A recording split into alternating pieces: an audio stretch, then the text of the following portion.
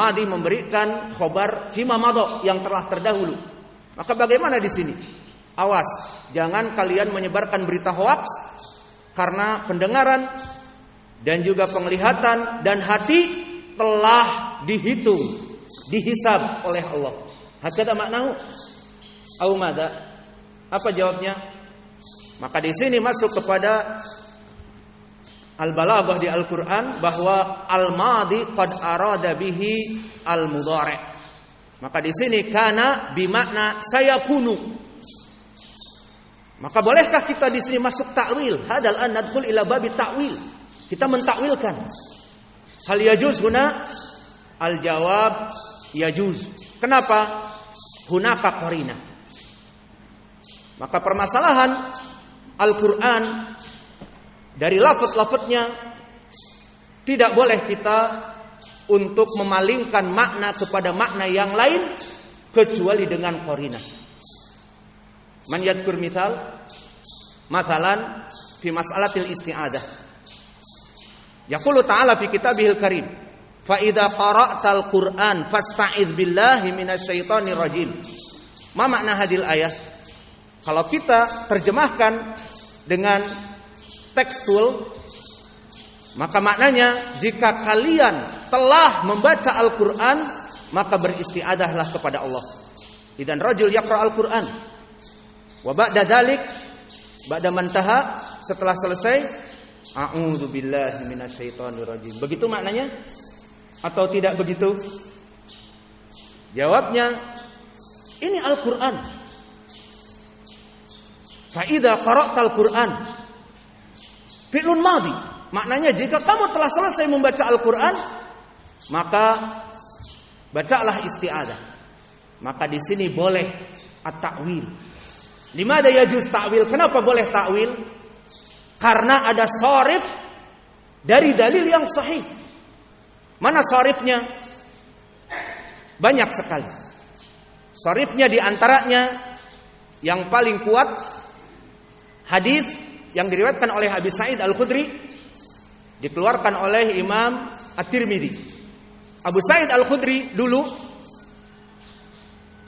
zahirnya ikut bersama Nabi di malam, baik jihad ataupun safar. Fakana Rasulullah sallallahu alaihi wa ala alihi wasallam lamma yusalli bil lail yukabbir Allahu akbar. Tsumma sakata. Tsumma ba'da dzalik yaqul a'udzu billahi minasyaitonir rajim min hamzihi wa nafthihi wa nafthihi. Tsumma qara'a al-Qur'an. Bismillahirrahmanirrahim. Alhamdulillahi rabbil alamin. Al-Fatihah. Maka dari hadis ini, wa hadza haditsun sahih sahahu al-imaman Syekh Al-Albani dan Syekh kami Muqbil Al-Wadi'i rahimahumallah. Maka dari hadis yang sahih ini, minas sunnah an nasta'idza billah qabla qira'atil Qur'an. Maka kita membaca al-isti'adzah sebelum membaca Al-Qur'an. Thayyib kaifil ayah fa idza qara'ta naqul taqdiruhu al-mudhari' fa idza aradta an taqra'a al-Qur'ana. Idan yajuz at-ta'wil fil Qur'an. Wa mithalun akhar madza? Fa idza qumtum ila shalah faghsilu wujuhakum wa ila akhir, tentang kewajiban berwudu. Maka di dalam ayat ini idza qumtum ila shalah, apa maknanya qumtum? Fi'lun madhi. Maknanya secara tekstual, jika kalian telah selesai dari salat, maka faghsilu wujuhakum wa aydiyakum dan seterusnya. Melaksanakan wudu itu di dalam tekstual Al-Quran adalah setelah sholat. Prakteknya iya apa tidak? Silahkan dijawab biar tidak mengantuk. Iya, kita seperti itu. Sholat dulu baru wudu. Jawabnya tidak. Lalu bagaimana dengan ayat ini? Dengan fi'lun madhi sama. Kita boleh mentakwil dengan syarat adanya sharif. Apa syarifnya di sini? Misalnya hadis yang menjadikan syarat diterimanya salat itu dengan al-wudu. Kama sabata fi sahihain an Abi Hurairah. Innallaha la yaqbulu salata ahadikum idza ahdatsa hatta yatawaddaa. Maknanya Allah tidak menerima salat seseorang jika dia hadas. Hadis maknanya telah keluar di depan dan di belakang, BAB dan BAK, ataupun hanya mengeluarkan angin. Maka ini batal wudunya. Lalu dia harus berwudu sebelum salat.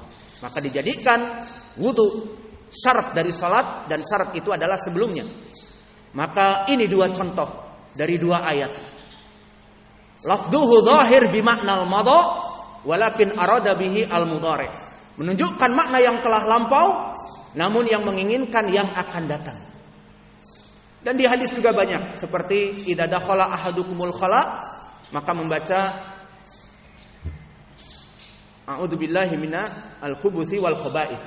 Lafaz idza dakhala, apakah praktiknya kita masuk WC dulu, kemudian BAB dan BAK selesai finish, setelah itu baru membaca doa ini. Maknanya juga sama. Idza dakhala ahadukumul khala, idza arada an tadkhula ahadukumul al-khala. Ini contoh di hadis. Muttafaqun alaih dengan lafaz seperti ini. Namun diriwayatkan oleh riwayat yang lain, di antaranya yang masih ingat di riwayat Al-Baihaqi di Sunan Al-Kubra disebutkan liman arada an yadkhula dengan fi'lun mudhari'. Alhasil ini contoh yang kita berikan kembali kepada hadis ini. Maka di dalam hadis ini disebutkan kullu ulaika kana anhu mas'ula, bagaimana mereka telah ditanya dan telah dihisab padahal mereka masih hidup di dunia. Maknanya adalah fi'lun madhi arada bihi al-mudhari', kullu ulaika sayakunu, seperti itu, anhu mas'ula. Maka ayat ini menjadi pendalilan bagi kita barakallahu fikum tentang permasalahan haramnya kita berbicara atas kaum muslimin dari keburukannya yang bersumber dari bukan ilmu, belum dicari, di research, dan belum diberikan bukti-bukti yang otentik, kemudian kita mengatakan si fulan berbuat demikian dan demikian, maka di sini perkaranya adalah perkara yang haram. Dan ayat ini barakallahu fikum telah datang tafsirnya dari sahabat yang agung, dari Ibnu Abbas. Datang dari dua jalan, diriwayatkan oleh Imam At-Tabari. Jalan yang pertama, jalan yang masyhur dinamakan dengan silsilah al-Aufiyin, yang mana jalannya dari Muhammad ibnu Sa'ad an abihi an ammihi an haddatsana abi an abihi an Atiyah ibnu Sa'ad an Ibni Abbas. Semua sanadnya musalsal bidu'afa, terutama Atiyah ibnu Sa'id al-Aufi dhaif dan mudallis, dan meriwayatkan dari Ibnu Abbas dengan an-anah. Maka dari jalan yang satu ini dhaif, walakin mempunyai jalan yang kedua dari tariq Ali an Ibni Abbas. Dan Ali yang diinginkan di sini adalah seorang rawi yang tidak mendengar dari Ibni Abbas, yang dinamakan dengan Ali ibni Abi Talhah. Dia tidak mendengar dari Ibnu Abbas. Dinukilkan oleh Imam Abu Hatim di Al-Jarh wa Ta'dil, qala Duhaim lam yasma' min Ibni Abbas. Berkata Duhaim tidak pernah mendengar dari Ibnu Abbas. Maka dari dua jalan ini bisa naik ucapan Ibnu Abbas kepada pentafsiran ayat ini menjadi hasan li ghairihi wallahu a'lam.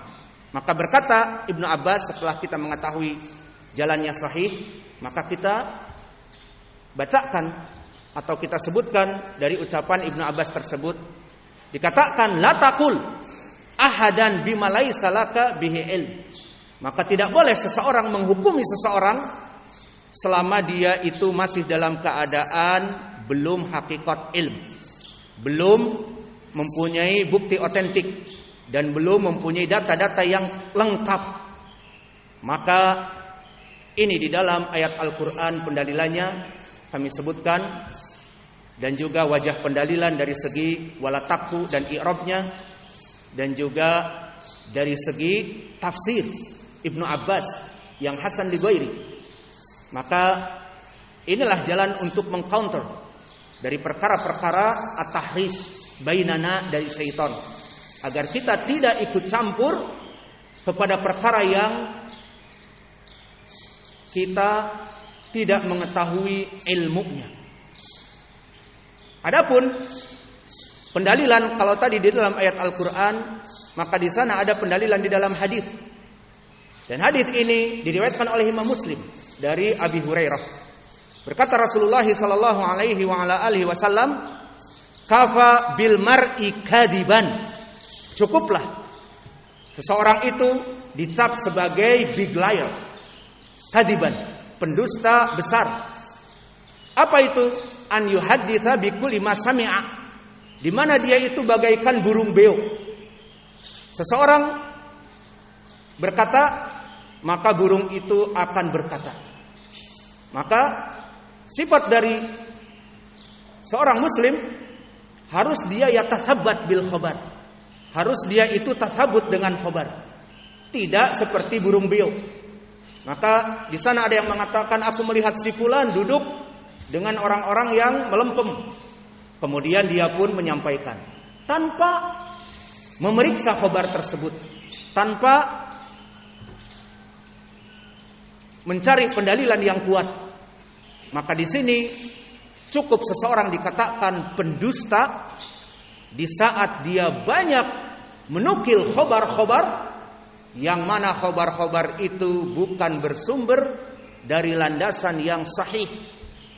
Maka subhanallah, cukuplah kaum muslimin disebut dengan pendusta di saat dia itu tidak memeriksa dari khabar dan menyampaikan dari apa yang disampaikan oleh pembuat fitnah, maka dia masuk kepada perkara yang diharamkan oleh Allah dan membantu at-tahris di antara kaum muslimin.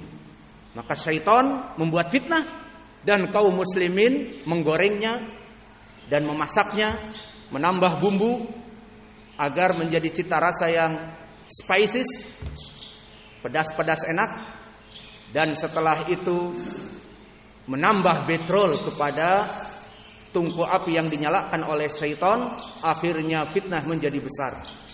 Maka at-tahris minasyaitan, siapa yang menjadi pembantu untuk mengobarkan dakwah fitnah, untuk mengobarkan fitnah di dalam dakwah, maka kadang-kadang kaum muslimin itu sendiri, dari kelompok ahli sunnah itu sendiri. Dan begitu pun dari counter yang kedua, slow down. Apa itu? Harus ta'anni. Di saat kita mendengar khabar dari ustadz yang ma'ruf di antara kita, ahli sunnah, aku dengar ustadz fulan telah jatuh dalam keadaan akidah tauhid bla bla bla. Padahal dari mana sumbernya? Dari orang-orang yang ada di gelanggang yang lain, bukan dari kelompok ahli sunnah. Maka di sini kita harus bersikap ta'anni, bersikap slow down. Dan permasalahan seperti ini,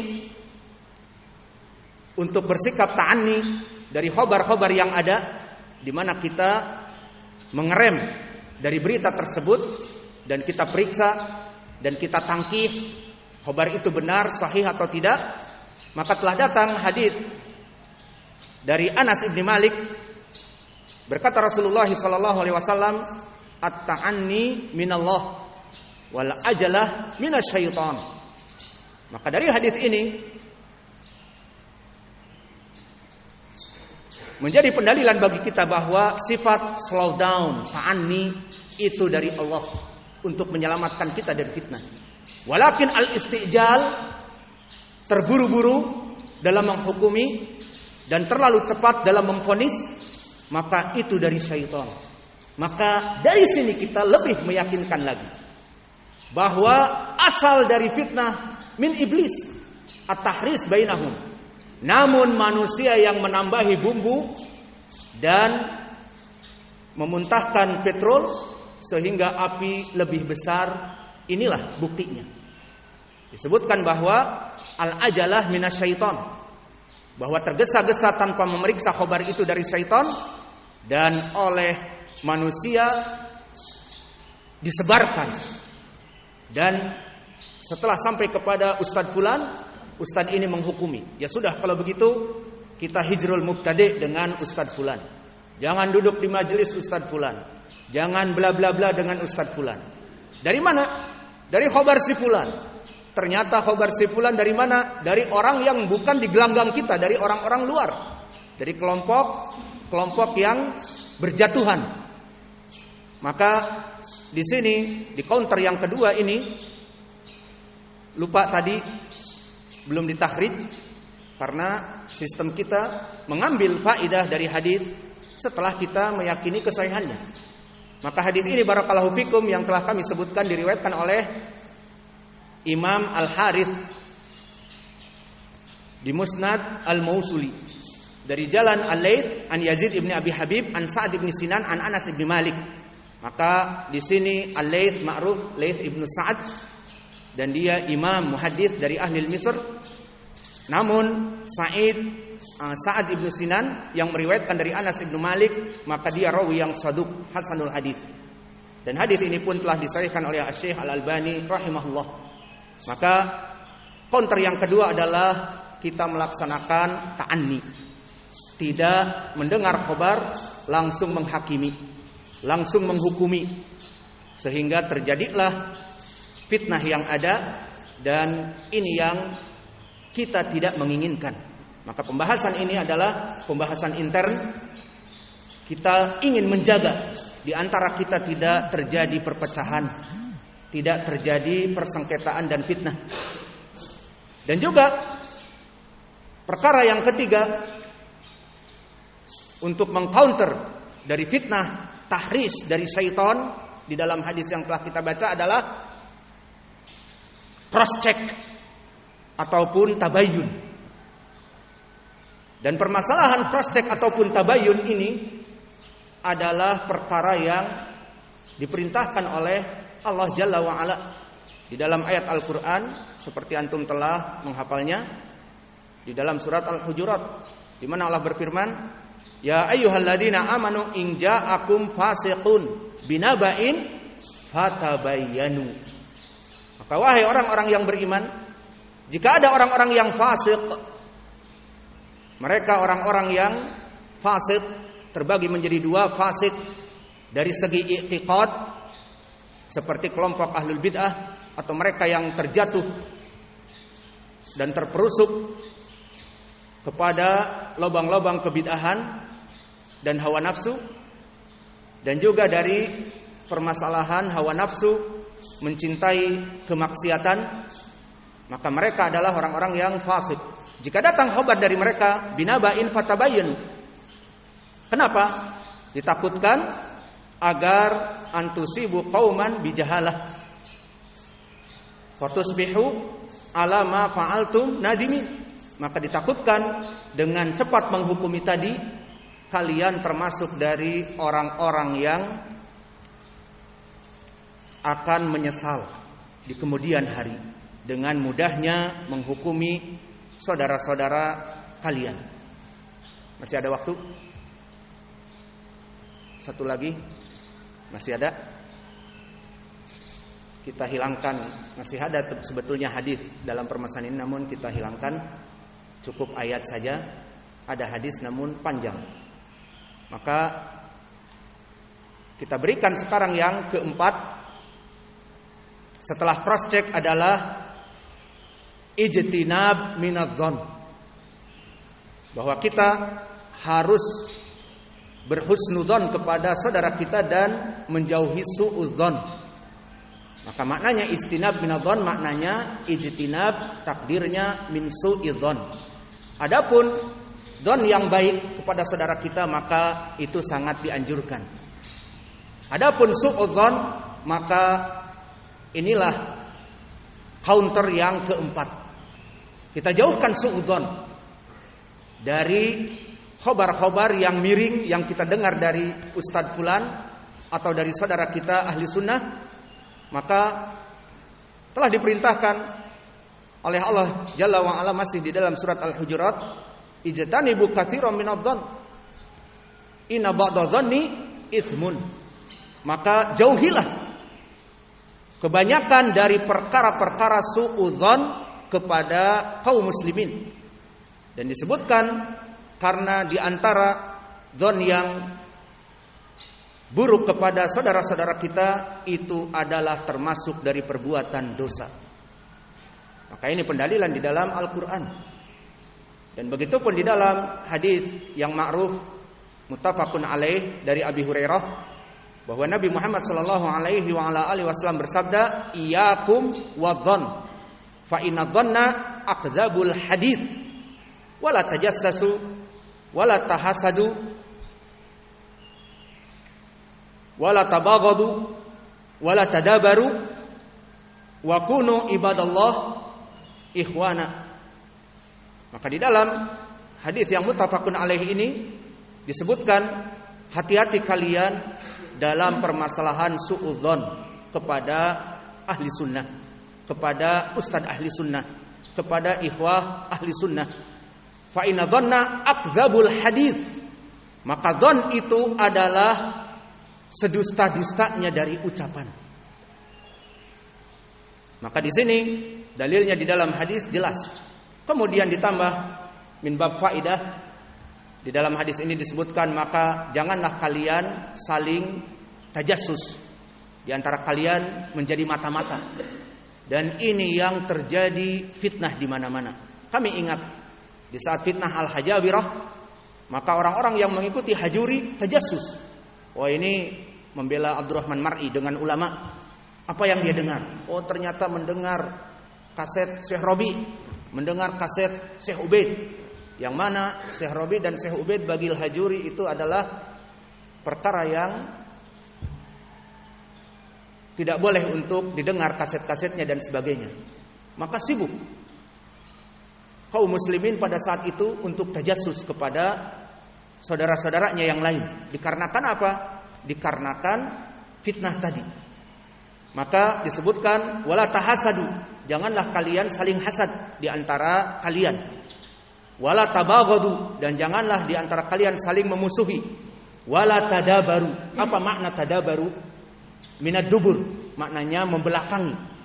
Sehingga makna tadabaru adalah kalian membelakangi saudara kalian, maknanya diberi salam tidak menjawab, atau bertemu di jalan melengos mencari jalan yang lain, dan itu yang terjadi. Wallahu a'lam. Mungkin yang di sana yang belum digoreng, jika bertemu dengan ikhwah di sini lari, tidak mau bertemu, tidak mau berpapasan. Maka kata Nabi, wala tadabaru. Maka bertemu dengan basyasatul wajah, keeping smile, berikan salam, assalamualaikum. Maka itu yang diperintahkan oleh Nabi kita. Wala tadabaru, jangan memalingkan muka langsung kabur. Wa kunu ibadallah ikhwanan. Maka jadilah kalian itu hamba-hamba Allah ikhwanan. Apa i'rab ikhwanan? Hal dalam keadaan menjadi bersaudara. Maka mungkin ini yang bisa kita berikan atas kefakiran dari ilmu kami, dan mohon maaf jika lidah ini sedikit berat karena biasa bangun dari tidur, dan juga mohon maaf kalau suaranya juga banyak yang mendengung di rekaman karena baru pertama kali ini saya berbicara dengan masker. Alhamdulillah. Semoga Allah menjauhkan kita dari penyakit COVID-19 dan Allah mengangkat penyakit tersebut. Wa naktafi ila huna wa jazakumullahu khaira wa barakallahu fi ilmikum subhanakallahumma bihamdika asyhadu an la ilaha illa anta astaghfiruka wa atubu ilaik. Tafadhalu hafizakumullah. Dipersilahkan. Semoga Allah menjaga kalian, memberikan rizki kepada kalian, rizki yang halal, thayyiban, mubarakan fih. Jualannya laris, manis setelah mendengar ceramah. Boleh apa tidak? Boleh ya. Mendoakan seperti itu. Tadi ada empat apa pertama kan antum bilang jangan menyebarkan apa yang dengar bala takfu itu satu. Yang kedua ta'ani yang kedua kan? Iya, ta'ani. Yang ketiga tabayun. Yang keempat apa ya? Don. Menjauhi don.